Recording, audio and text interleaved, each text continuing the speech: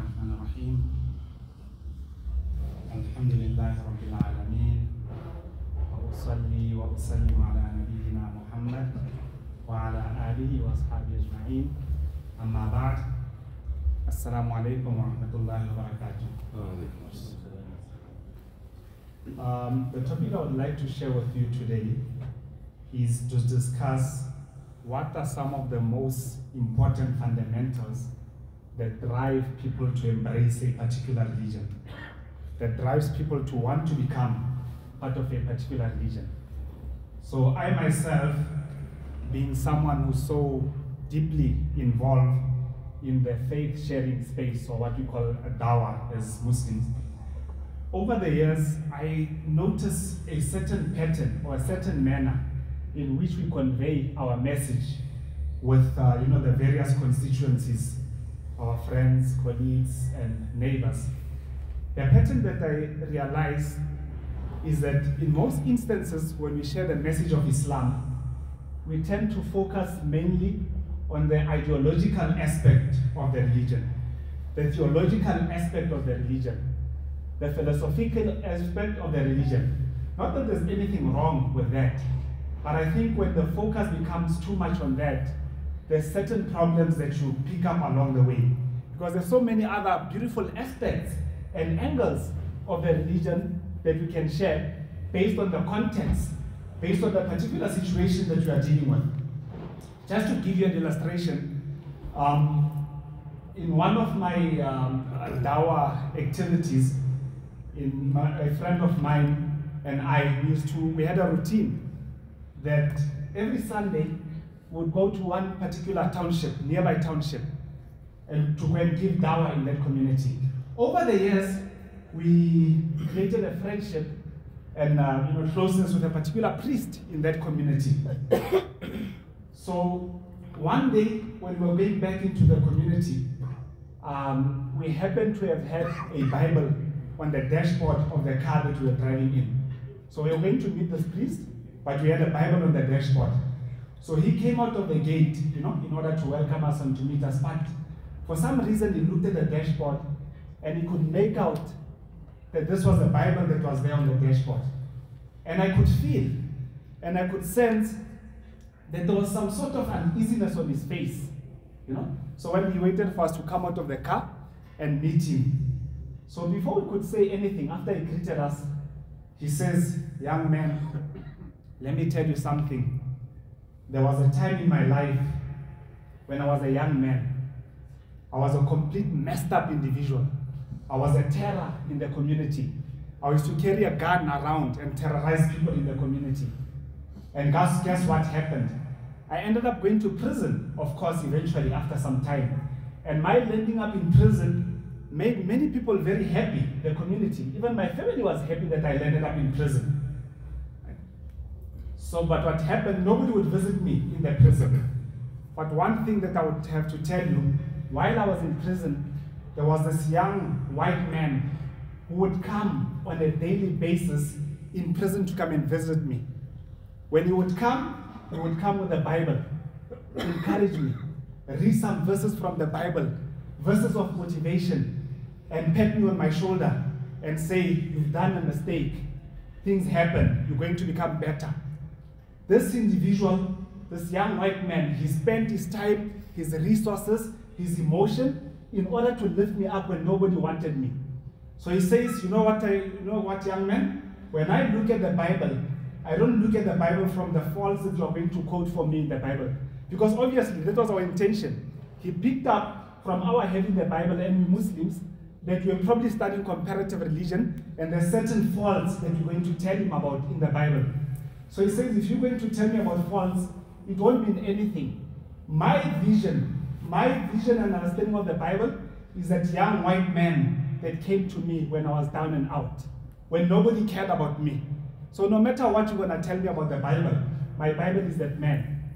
This really struck me heavy, Being someone who's a da'i, someone who shares the faith on a regular basis. At some point, I told myself, perhaps we are holding the wrong end of the stick. Perhaps we are not disseminating the right stuff. Because it is very easy. It is very easy and simple to evangelize, to preach to people in terms of how wrong their religion is, how they're going to hell, how messed up they are, how all of that. That is very easy. You can come and do that theoretically, tell anybody. But it takes a very different type of a person. It takes a very different type of a commitment and focus to go to someone in the street or anywhere where you see them, within your locality, or in places where you're going to give dawah, and says, man, I see you are down and out. I would like to walk the path with you. Do you allow me to hold the hand and walk the path with you? That is a different type of dawah. That is a different type of commitment, which this priest, after that had been done to him, nothing of the theory or the theology or whatever that can come to him will make any impact or make any difference.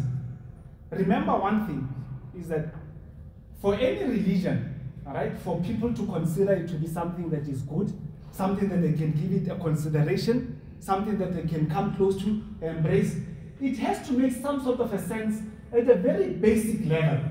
Basic level meaning at an interaction level with the human, at your connection with the human. It has to make that type of a sense. It cannot be just from a philosophical level or from a theological level. A person has to understand to say, no, the way I see you, it makes some sort of sense that this is something that I can give some consideration to. A person who's an underdog, downtrodden, down and out in society, for you to come and preach to them about philosophy, about how they're going to hell and about how they were wrong all along, it means nothing to them. They want to know this religion, this concept that you are bringing to me, what meaning does it have to me in terms of my downtroddenness, in terms of me being an underdog? Does it have any answers? Do I see it in the community that you are living in or amongst your people? If it doesn't make sense, a person, they sort of shun, they're very skeptical about it, right? And what is the evidence of this? This is the prophetic, this is the sunnah of the Prophet of Allah actually. If you look at the Prophet ﷺ, even way before he conveyed the message of prophethood, what was he known as? Al-Amin As-Sadiq, right? The truthful, the trustworthy. This was very deliberate from Allah Azza wa Jal. Why?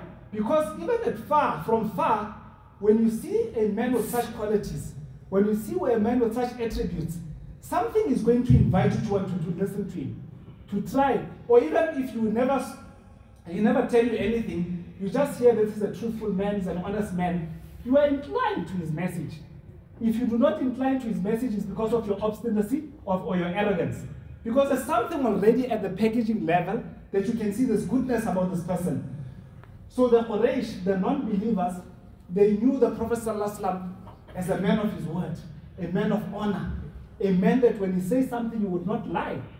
What you remember at one point, there was a time when the Quraysh, the leaders of the Quraysh, they had a dispute with regards to when they were rebuilding the Kaaba. A dispute with regards to who's going to place the Hajar al-Aswad in the corner. There was a dispute and they could not come because they had a thing. We must do it, everyone must do it. But they made the decision to say, the first person that enters the doors of the Kaaba today, that will be the person that will make the decision as to who's going to be in charge of placing the stone. And unless the Prophet Muhammad ﷺ entered, when he entered, there was a cry of joy and happiness. Al-Amin, As-Sadiq. Why? This was before prophethood. Why? They knew this was a man of honesty, a man of justice. He would not say, no, it's my tribe. No, everybody gets it. He would not say that. He would come with some sort of a just solution. They knew him to be that way before he preached about Islam. And alhamdulillah, the decision that he made, it became pleasing to everybody. It was fair and just. This is an element that makes you understand that. At the philosophical level, you may try to convince a person, but there's an outward level, a first step that you have to consider. Allah subhanahu wa ta'ala states in the Quran, أعوذ بالله من الشيطان الرجيم بسم الله الرحمن الرحيم وما كنت تتلو من قبله من كتاب ولا تخطه بيمينك إذا لارتاب المبطلون. Allah says, prior to this, prior to you getting the revelation, there was no point where you used to recite some sort of a revelation to them or book. You were not reciting any book to them. Neither were you writing any scripts or anything of that sort, right? So that the falsifiers, the people who would want to discredit your message, they have no chance to do that. Because had it been, the Prophet ﷺ was someone who was traveling the land, he was in Syria, he was in China, he was all over the world. They would have said, no, he learned this religion from the Christian monks. He went to learn from the Buddhists. He went to learn, and they would have had some sort of an argument. Because we saw him. Now he's coming and he's claiming he's a prophet, he's coming with some unique message. No, your stuff is not unique. We saw you. Deliberately Allah made it such that the Prophet ﷺ was called Ummi, someone that did not study. So that when you went to go against his message, it shows that you are obstinate, you are proud and arrogant. It's not because you are doubting his integrity. It's not because you are doubting his honesty. This is the first step that actually draws people to have some sort of inclination towards a particular religion. So what are the stuff I mentioned in the beginning? What are some of the fundamental aspects that make people or draw them to want to give a hearing to a particular religion or to be inclined to it? The first one is the aspect of belonging. We may take it for granted, but anybody that would want to join a religion, one of the most important aspects in it is that they must belong there. They must have a feeling that I belong there. It is not something small. It is something incredible. Because it is no use that I, as a person who share my faith with somebody, I convince them with all the philosophical aspect of their religion and how truthful it is. Yet they come into my space. They feel like treated like trash. They are not welcome. The environment is tight. They feel like they are judged. People are not greeting them. All that philosophy and theory goes out of the window. It means nothing. There's an element of belonging. There's an element of wanting to feel welcome that makes people come to the religion. I can tell you, there are people who will give up the truth, even if they know theoretically it is true. But because they don't feel a belonging, they leave the religion. I had an encounter with a particular lady at one point. She embraced Islam, alhamdulillah, right?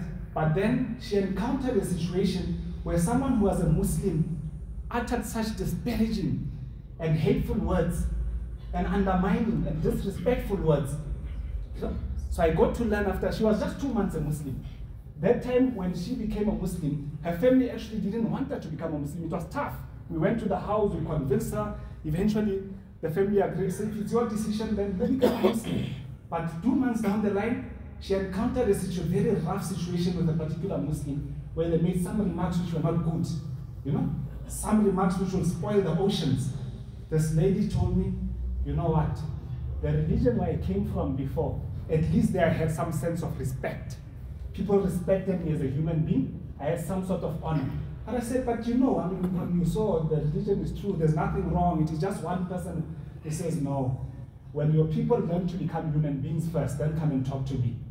I know I'm not going to tolerate this. I would rather remain where I am. And she left the religion. She completely left the religion and did not come back. And it was very painful to me, but what could I do? Nothing. So a similar situation was in one of the African countries with a colleague. This colleague, so when we went there, there's one of the guys in this country that we had visited, he speaks about how some of the Christian missionaries would do Dawah in these Islamic countries in Africa. He says part of what they do is actually looking after the individual from cradle to career, meaning taking care of your emotional needs, not just financial needs, the emotional, social, psychological, the support structure, the welcome. This individual, this lady, they supported her to such an extent till she finished university. So her cousin who was a Muslim said, okay, you finished now with your university and everything. You are a Muslim. You became a Christian because of that. He said, why don't you come back to Islam? She says, there's no way. I cannot step people who stood by me to that extent and turn my back. I know I grew up within Islam, but that what they did for me, that grooming, that love, that attention, that is much more meaningful for me than to take my back against them. You realize what it means? So now she took a different belonging. She belongs there because the people gave her a true attention. and a true welcome. And this is true with even people who are born Muslims.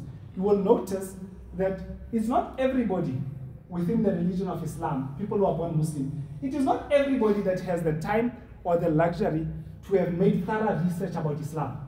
All of us sitting here, it's not everybody that has had the luxury of making thorough research of Islam. We are within the religion in most instances because I belong here. My parents made sure that they enforce it on my mind that this is your belonging, this is your identity. Many a time you'll ask a person who's a Muslim about certain intricacies about Islam, certain philosophical concepts, they wouldn't know, but they're Muslims. I'm not saying there's anything wrong with regards to that, but when you look at it, the point I'm trying to emphasize is that we have to look at it from the perspective of the outsider as well. So if you just bring in them just the theoretical aspects, but you're not bringing in them that aspect that you are holding the religion onto for. Most of the time it's because I belong there. So very important. That's why sometimes you'll find youngsters, or even not youngsters, I mean people at workplaces, when they become intellectually challenged about their religion, now they start doubting, shaking. You know, it's because your attachment to the religion is only about the belonging. You have not really went deep and said, no, this is it. Right? And that is one of the things that make people get attached to something, attached to a family, attached to a religion. So the most important aspect, the first one, is an aspect of belonging. That when you're inviting people to your faith, when you want them to understand that that aspect is very, very important, you cannot do without it. The second aspect which make people become attracted to a religion or want to become part of it is the aspect of social appeal. What do I mean by social appeal? The social appeal, it means how relevant the religion is, right? How practical the religion is in terms of practicality, in terms of the day-to-day challenges that the person is facing. How universal, you know, does it have universal concepts such as justice, love, embracing, you know, fairness? Does it have those type of aspects? Right? So people who have experienced situations of injustice, oppression, suffering, like I mentioned in the beginning, nothing means more to them than a religion that will come to them and say, you know what? You went through that rough time. This is a place where you're going to become better. This is a place where you're going to see fairness, justice. This is a place where you're going to see an all-embracing type of attitude when you come. They're looking for that. You're still telling them about this aqidah, that aqidah. They're looking for that. Then once you break that door, it is smooth going. Anything that you tell them, it is open. It is smooth. Right? If you look at the situation of Bilal radiallahu anhu. Bilal radiallahu anhu was a slave. He was downtrodden, you know, at the most bottom of the rung of the ladder. Nobody take you serious. But when the message of Islam came, he gained such power, such strength that even his master could not understand. Where the man suddenly was a slave? Where is getting the power from? Because what? The religion spoke to him. He was a slave, he was downtrodden, he was a nobody. The religion told him, you are somebody. Nobody can come and tell you are nobody. That's what strengthened him. So the master could beat him, could do whatever. He would not relent on his religion because he gained such strength that you cannot break that strength.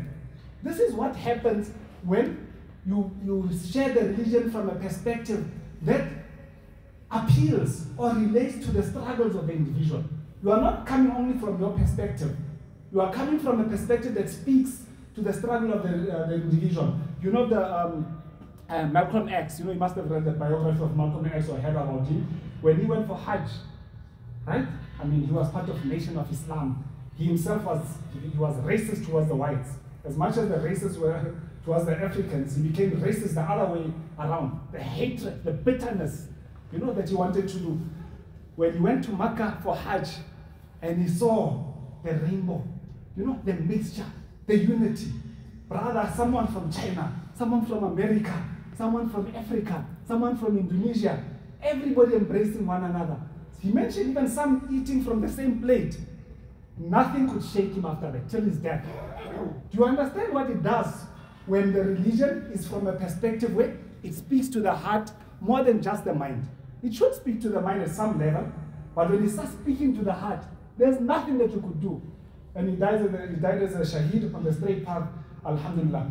So the social appeal aspect, it is very, very important, and it is one of the fundamental aspects that when we share our faith, don't dump it in the dustbin. Consider it as an important aspect that it will help someone to hold onto the rope forever. They will live and die for Islam. Very important. So the Prophet ﷺ mentioned that I witnessed in the house of Abdullah bin Jur'an a treaty that where I was asked to uphold it even in Islam, I would do so. I would not give up my place even if I was offered a large amount of money. Right? So the Prophet ﷺ, during the days of Jahiliyyah, there was this treaty or pact called Hilful Fudul before the advent of Islam. So what happened is that the Quraysh leaders came together and agreed that any act of injustice that happens around Makkah, the precincts of Makkah, together we are going to fight for it. Irrespective of what religion, irrespective of where the person comes from, this is a common universal problem for everybody. The Prophet ﷺ, he speaks about this when he was in Medina. He says, had I been called to come to this type of a pact, to this type of a situation which deals and speaks to the social problems of everybody, I will be part of it even today. This shows us what? The importance of making our religion to have the social appeal, to be at a level where it can be seen that it is an answer to some of the problem, and not by lip service, by this type of acts, by this type of embracing, by this type of trying to put solutions to issues and challenges that are common to everybody, not just challenges that are among Muslims. The third aspect is that of intellectual appeal. Obviously, I brought intellectual appeal towards the end because quite often when we try to convey the message of Islam to others, we more focus on the intellectual appeal and leaving out these other elements that I've highlighted. The intellectual appeal is important as well because Allah does appeal to the intellect in the Quran, right? Allah subhanahu wa ta'ala speaks about the formation of the embryo within the mother's womb. Allah subhanahu wa ta'ala speaks about the formation of the clouds and the precipitation, how rain falls. Many ayats in the Quran, Allah subhanahu wa ta'ala speaks, وَمِنْ آيَاتِهِ أَنْ خَلَقَكُم مِّن تُرَابٍ. Allah subhanahu wa ta'ala speaks about some of his signs. Allah subhanahu wa ta'ala even calls to us, look within yourselves. If you want to know, look within yourself and look at the complication, complex, and intricacies of the body. That is an intellectual appeal. Someone who's a doctor, people who go into extra study of the human body, they become amazed, they become perplexed. That is appealing to the intellect. You know, the magicians of Fir'aun, when Musa alayhi salam threw his staff on the floor, you know, that stick of his, and he turned into a snake. You remember what happened? They took to the message of Musa alayhi salam immediately. These were people who were experts in magic. These were people that were nobody could touch them when it came to magic. But when they understood that what Musa alayhi salam was doing was not magic, nothing could turn them. Because they know what is magic and they know what is not magic. They know the difference. So that intellect, their mind, Pharaoh said, I'm going to cut you on opposite sides. You can do whatever it is, to hell with your cutting. It doesn't mean anything to me. So that is an aspect of intellectual appeal which is there, which is within Islam, and which it is considered, but it is not the first level. And then maybe finally, there's maybe 1-2 other aspects because we're on a run of time. The other element is the spiritual. Islam is very spiritual. I mean, I was a Roman Catholic before I became a Muslim. But the amount of spirituality, the amount of seriousness, the amount of heart that you get if you really take Islam serious, you know, I can't say I took it, Allah made it such, you know, from the early stages, not to say maybe I was blessed or some special person. But there's an element of spirituality that you cannot get anyway. So I can tell you one thing for sure, that my remaining in Islam, it was not because there was a belonging. There were certain elements or situations where you felt you do not belong, but the spiritual element kept on pulling you. The spiritual element kept on saying, this is it, stick there. Until such a level, alhamdulillah, Allah subhanahu wa ta'ala gave me the opportunity to study Islam. Now you are anchored intellectually, you are anchored spiritually, you are anchored, hopefully, belonging. I think I've got a very deep belonging to the Islamic society. That's who I am, irrespective of what race or nationality you come from. But these are elements, these are steps that require determination, focus, commitment as a collective. It is not only one person that is a da'i, is making dawah in one corner there. It is something that requires an entire paradigm shift in the entire community in order. From this, we learn that Islam is a very serious religion. It's very demanding, you know. As much as it is natural, it is a natural fitrah of every human being. But there's a certain element of demand of seriousness. It is not a culture or a ritual to say my father, my grandfather was a Muslim, that's why. It demands a certain type of steps and commitment to a level where your interaction with people says something. Your interaction, the way you deal with in society says something. Every element of it, there's a meaning to it. Allah subhanahu wa ta'ala, in conclusion, speaks about the aspect of hikmah in the Quran. Right? Udu'u ila sabili rabbika bil hikmah. You know, so generally when we translate the word hikmah, we translate it loosely as wisdom. It's wisdom, but hikmah in a broader sense, and in a sense of how we can understand it in our context, it means how do you apply the knowledge that you have, or the commitment to make people Muslim that you have, how do you apply it to context? So what is the context I was speaking about? The context of someone is that they don't have a belonging. I'm going to bring you to my belonging. You are going to belong here.